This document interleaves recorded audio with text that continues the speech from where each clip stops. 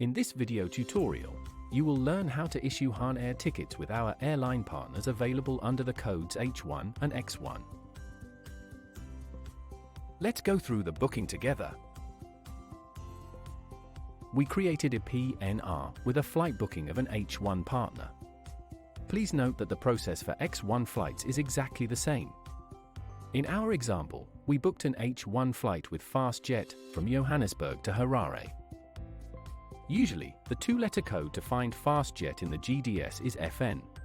However, as FastJet is an H1 Air partner of Hahnair Systems, the airline can be found in all GDSs under the H1 code. Therefore, whenever you book an H1 or X1 flight, it is always operated by one of our partner airlines. Hahnair Systems acts as a so-called marketing carrier. Flights under the code X1 have the marketing carrier Hahnair Technologies. Let's take a look at the booking together. Here, you can see the operating carrier and the flight number that will later show at the airport. Before you issue a ticket, it is very important that you make sure that the record locator return has happened. You do this with the entry RL.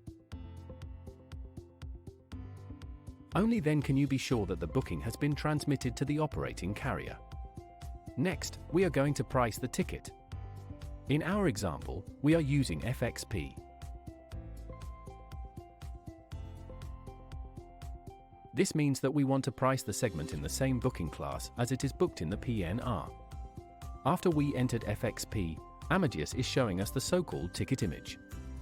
Here, you can see that it is priced with the validating carrier HR, which is Hahnair.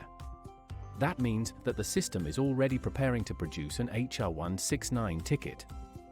H1 and X1 flight segments will always be issued on an HR-169 document. Before we can issue a ticket, we need to select a form of payment. In our example, we are using the form of payment invoice or cash.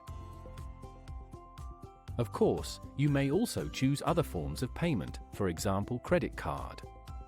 To issue the ticket, use the TTP entry. Amadeus now replies with OK e-ticket, which means that the ticket has been issued. To display the ticket, insert TWD.